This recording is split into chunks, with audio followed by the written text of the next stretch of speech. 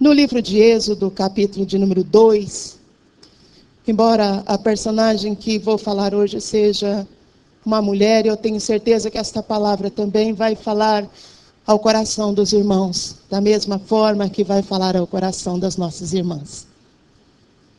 Êxodo, capítulo de número 2.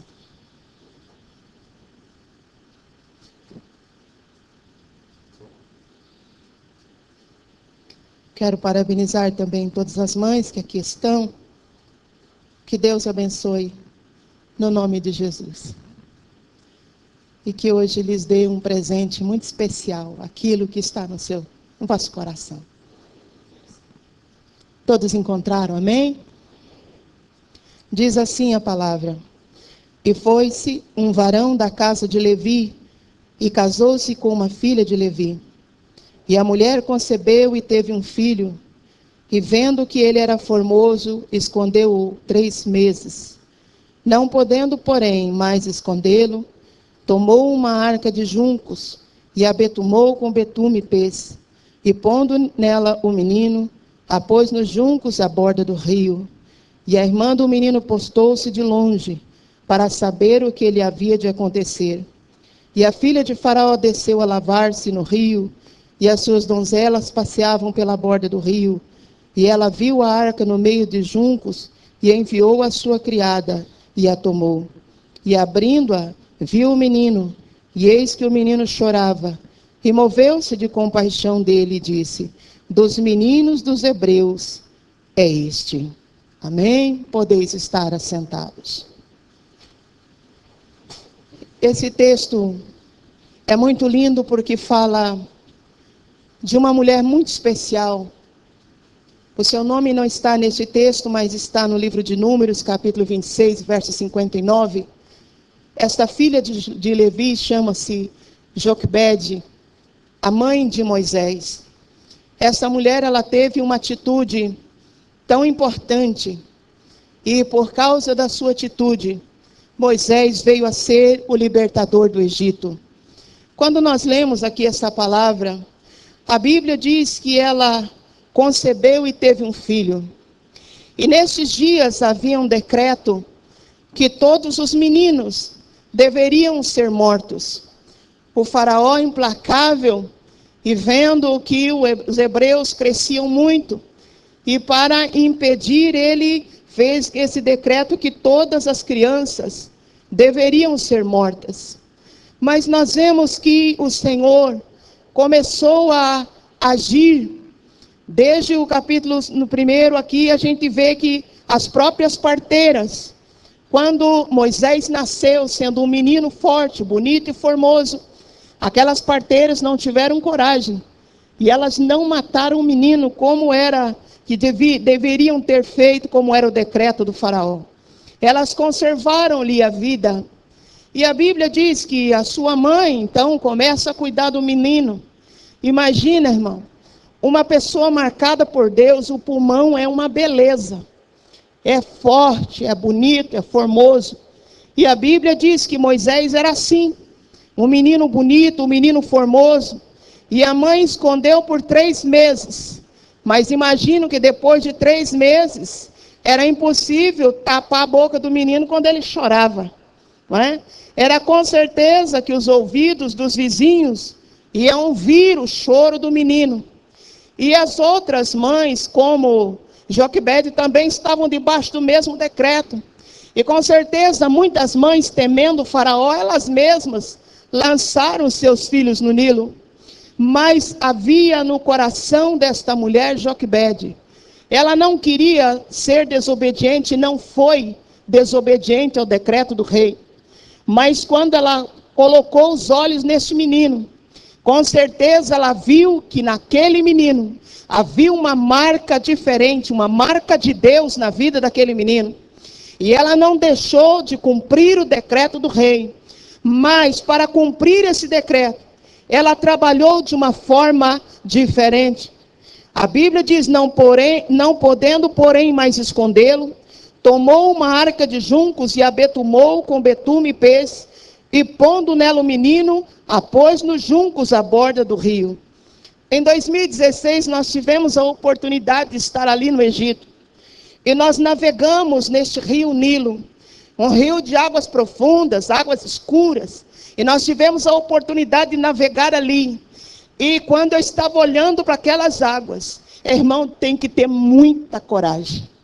Tem que ter muita fé para fazer o que esta mulher fez. É um rio de águas profundas, muito grande. A vida do Egito está no Nilo.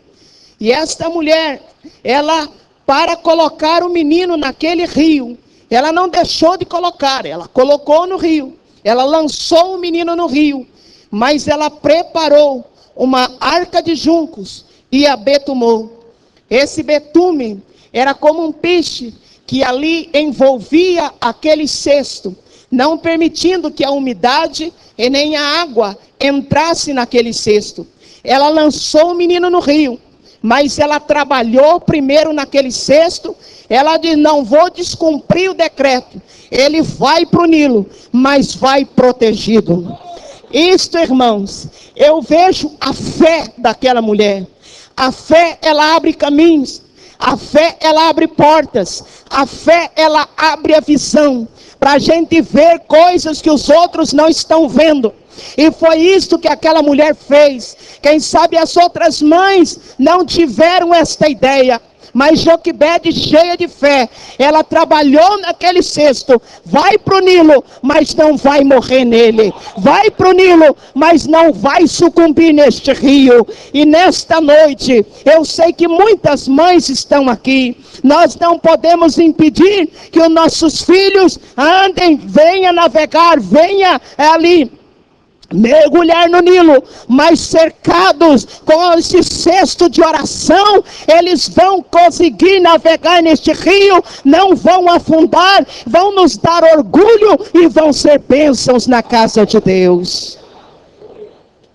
A Bíblia diz que aquela mulher betumou aquele cesto, colocou o menino. Ele tinha 3 meses e depois de ser desmamado, aqui a Bíblia diz que ela coloca o menino ali no cesto e deixa que as águas vão levando aquele menino, vai levando o cesto. Imagina, irmão, que ela ficou de longe, observando o cesto indo embora, mas na certeza de que o Deus que havia lhe concedido Moisés era poderoso para guardar aquele cesto e para levar aquele cesto na direção certa, no lugar certo, para que ele fosse cuidado, abençoado, porque o Deus que nós servimos, ele faz desta forma. Aquilo que nós não podemos fazer, ele pode. Aquilo que nós não temos, ele tem. E para Joquebede, Deus foi o seu socorro e o seu auxílio na hora da sua dificuldade. A Bíblia diz que ela coloca aquele cesto e o cesto vai indo embora. E ela manda Miriam, a menina, vai correndo e vai ver aonde vai parar este cesto. E o cesto vai parar bem onde estava a filha de Faraó se banhando. Quem foi que conduziu esse cesto, irmão?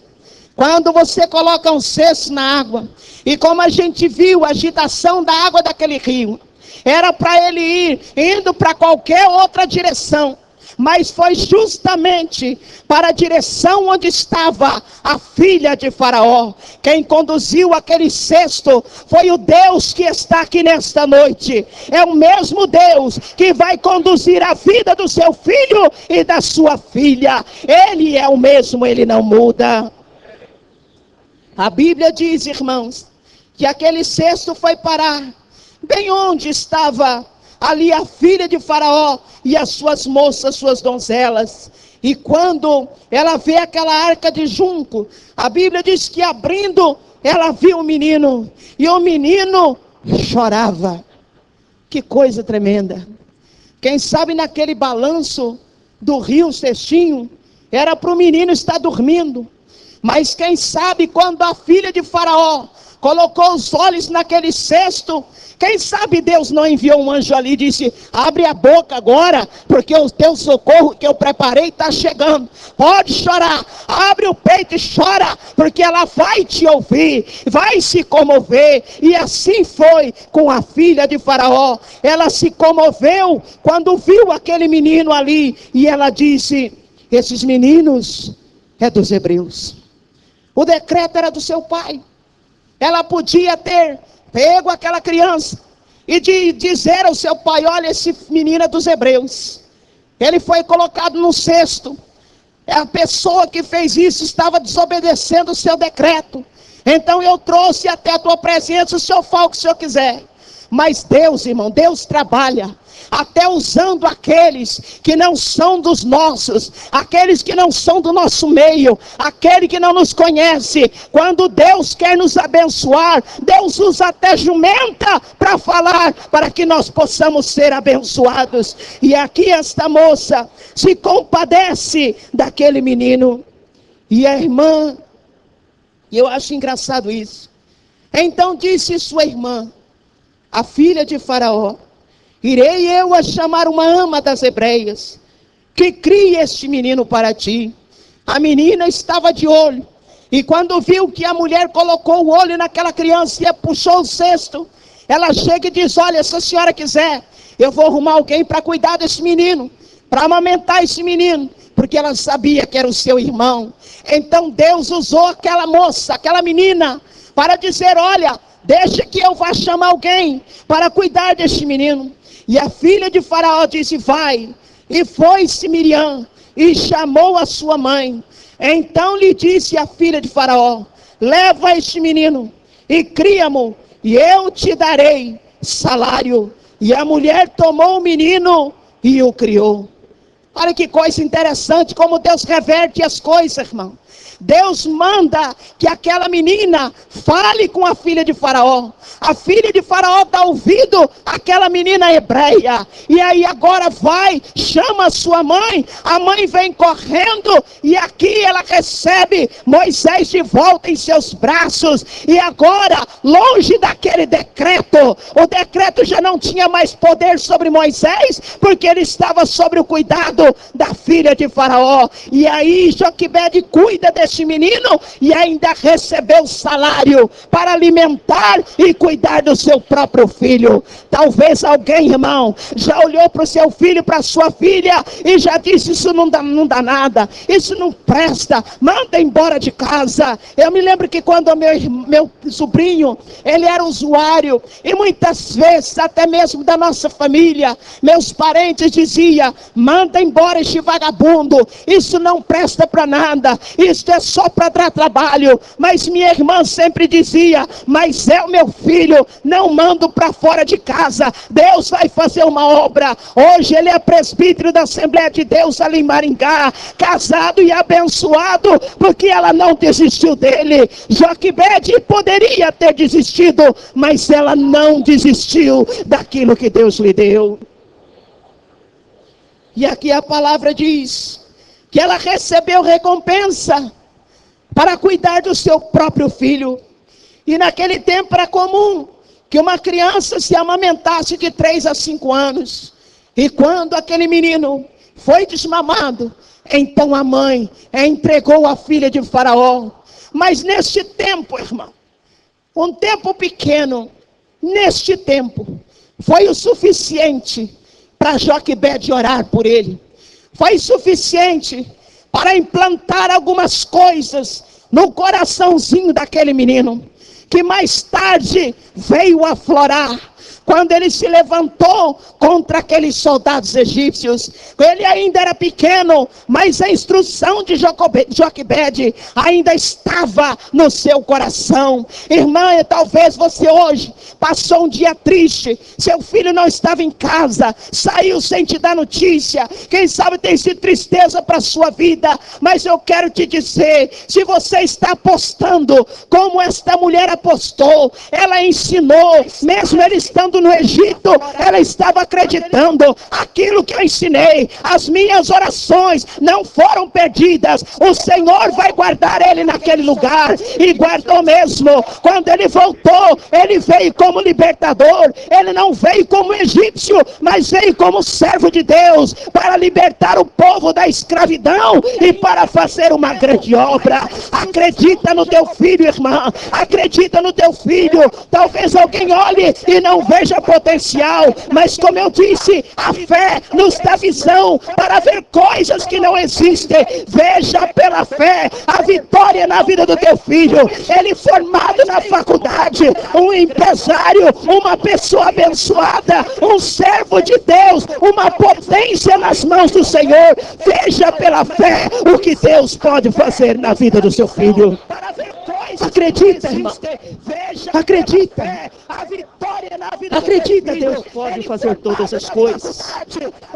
Esta mulher, ela revestiu aquele cesto, porque ela acreditava. Ela colocou naquele cesto a sua joia. Ela colocou naquele cesto o seu tesouro. Ela colocou naquele cesto a sua vida. Eu posso comparar este cesto hoje com a oração, irmão. Nós não podemos impedir que os nossos filhos entrem no Nilo, mas podemos cercá-los com oração, para que eles sejam abençoados, atravessem em paz e sejam bênção nas mãos do Senhor. Enquanto pequenos, nós embalamos. Enquanto pequenos, nós seguramos na mão. Enquanto pequenos, nós trazemos para a escola dominical. Mas quando chega uma certa altura, eles se tornam adultos, se tornam independentes. Mas quando nós criamos na presença de Deus, nós temos que acreditar. Aquela palavra que ele ouviu, aquele coro que você aprendeu, aquela mensagem que você ouviu, vai surtir efeito por toda a sua vida, porque a palavra do Senhor, ela não volta vazia. Eu tinha 6 para 7 anos. Nós estávamos saindo de um centro espírita. Nossa vida arrebentada. E um irmão, porque meu pai sempre, ele tinha um rosto fechado. Mas isso não é porque ele era bravo, ele era ruim.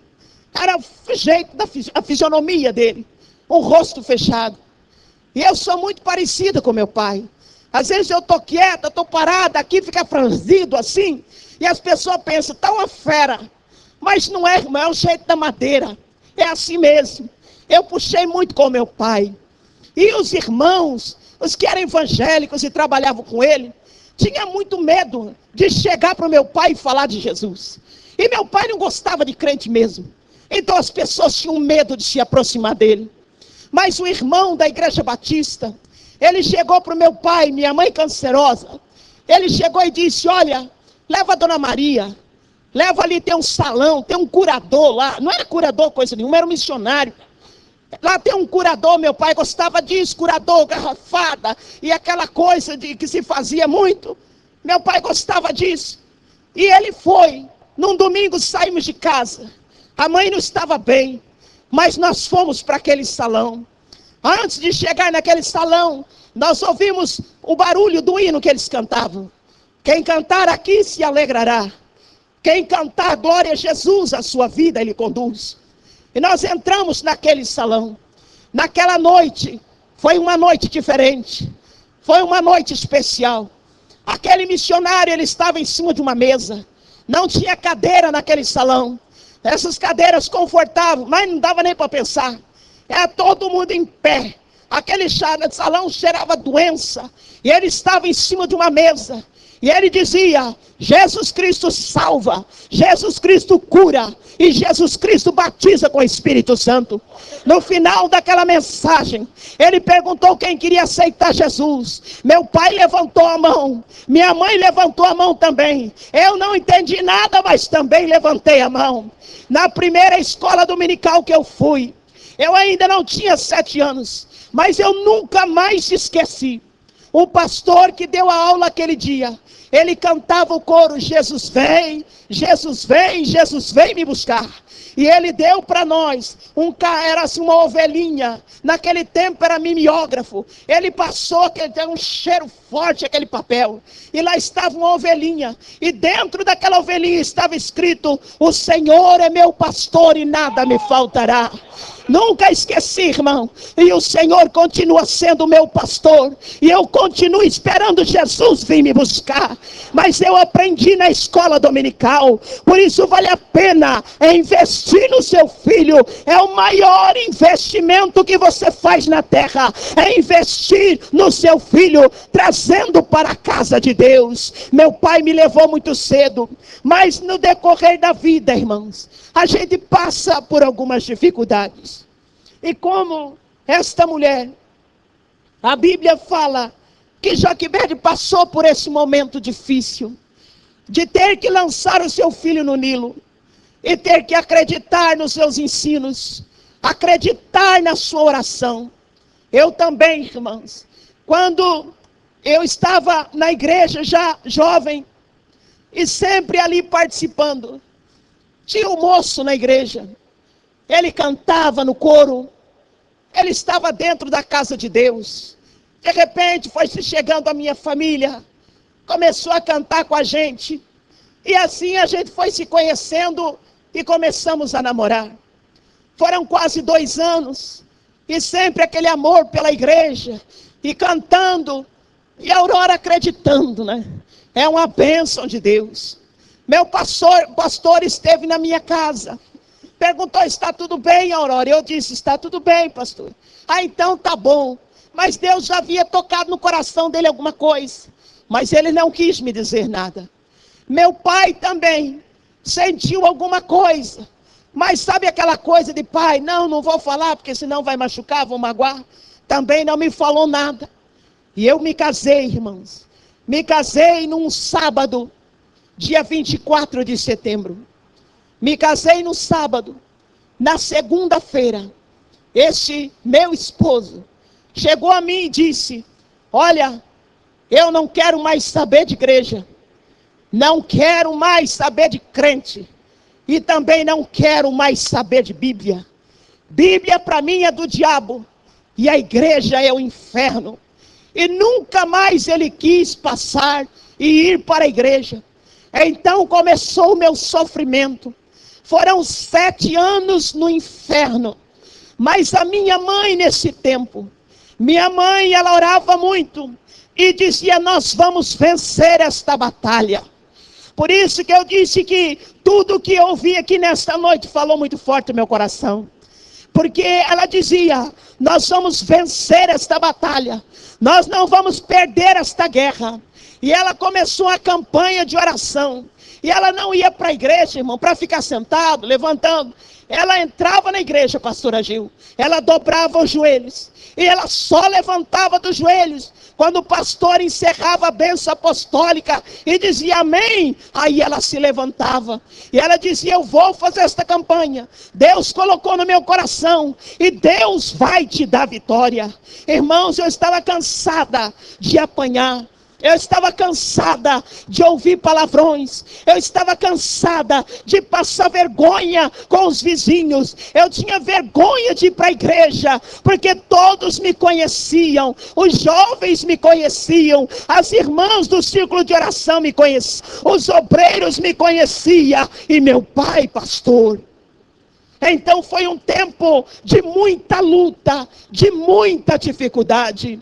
Chegou um dia, irmãos, que eu vim para minha casa, depois de apanhar, eu vim para minha casa, e quando eu cheguei ali, minha mãe disse: não vai voltar para lá mais, Aurora.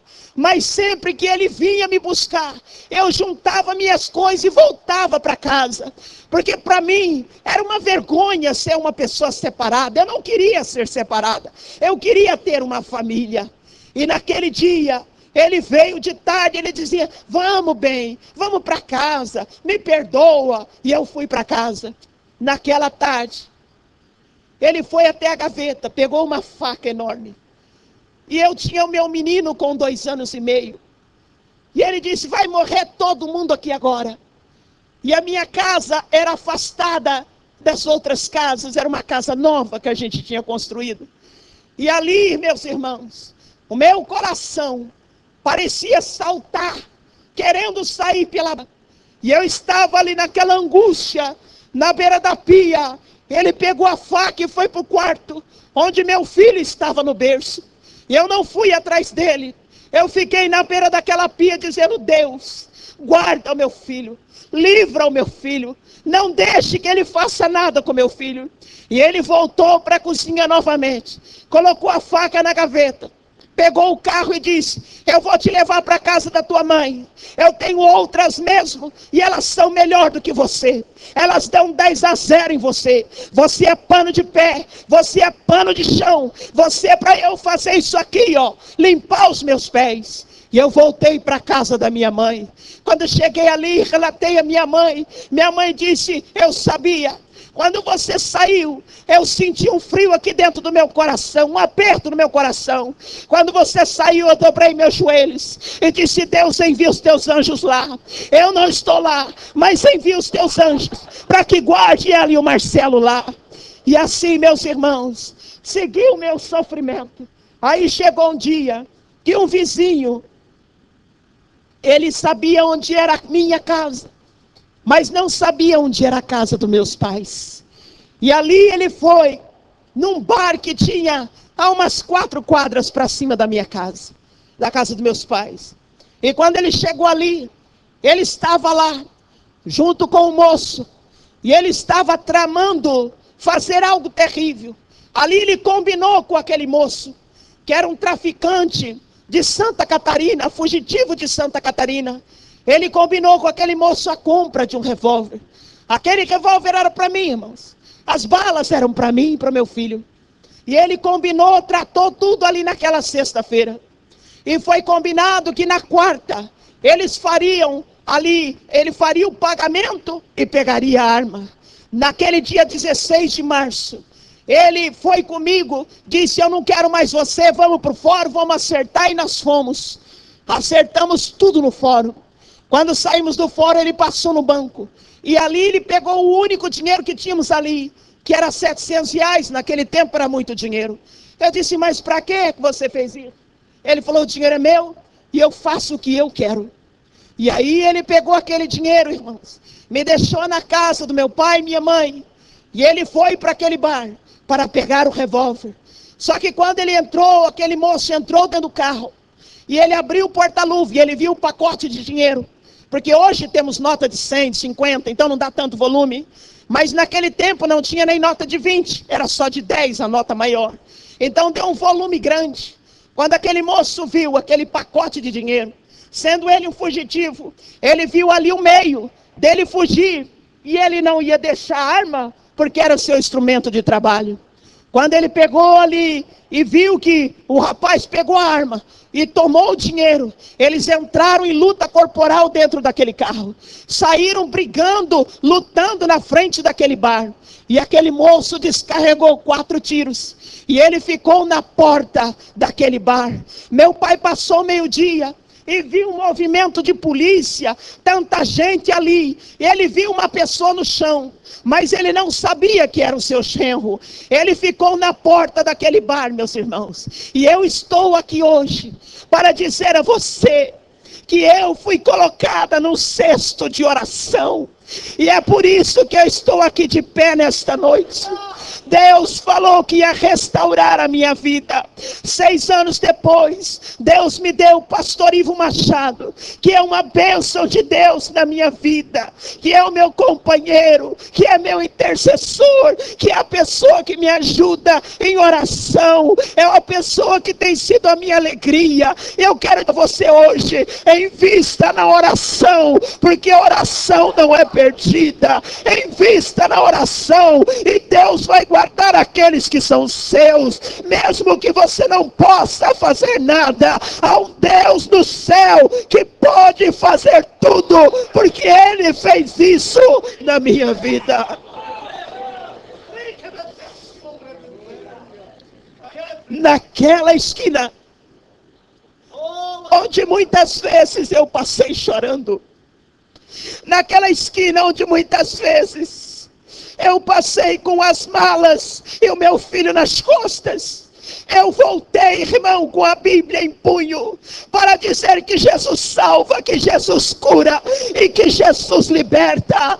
Eu não voltei para falar de derrota, não voltei com os olhos marcados pelos socos, mas eu voltei com alegria para dizer: Jesus é vida e vida com abundância. Deus ouviu a oração da minha mãe. Os seus joelhos têm umas marcas que não saem mais, mas aquelas marcas para mim é o sinal da minha vitória, é o sinal da minha bênção. Se hoje eu estou abençoada, eu devo aos joelhos da Dona Maria, que não perdeu tempo, que não desistiu de mim, que não disse: eu não quero saber, não importa os seus problemas, mas ela me abraçou e disse: nós vamos vencer esta guerra, e nós vencemos no nome de Jesus. Meus irmãos, Joquebede não desistiu do seu tesouro. Não desista do teu. Não importa quantos anos tenha. Quem sabe já casou, está numa situação difícil. Mas não desista daquilo que Deus te deu. Não desista não, irmão. Porque você orando, teu filho, a tua família é alvo de uma grande vitória. Eu perdi meu pai, vai fazer 12 anos. Mas quantas vezes dele ligar para mim e dizer: ô Aurora, filha, ele me chamava de minha moleca. Ele dizia: hoje, filha, quando eu coloco a cabeça no travesseiro, eu não me preocupo mais com você. Eu durmo tranquilo. E eu sempre pude dizer para ele: dorme tranquilo, pai. Eu estou longe, em outra cidade, mas eu estou bem, porque o Senhor nos deu vitória. E a vitória não foi de outra forma, irmãos. Foi na oração. Esse cestinho, irmão, tem um valor que você não imagina. Joquebede sabia o valor. Por isso ela trabalhou naquele cesto. Eu imagino que enquanto ela trabalhava ali naquele cesto, ela orava, dizendo: Deus, não deixa o cesto afundar. Não deixa o cesto afundar. Não deixa a água entrar nesse cesto. Não deixa que a umidade ataque meu filho. Mas leve meu filho às mãos certas. E Deus fez isto mesmo.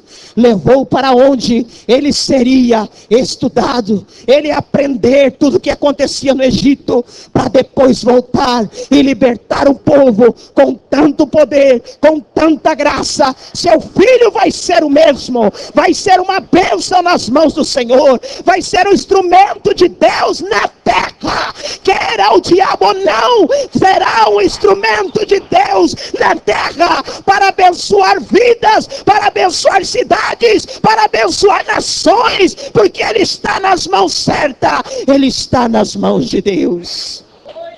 Quero convidar os irmãos a se colocarem em pé.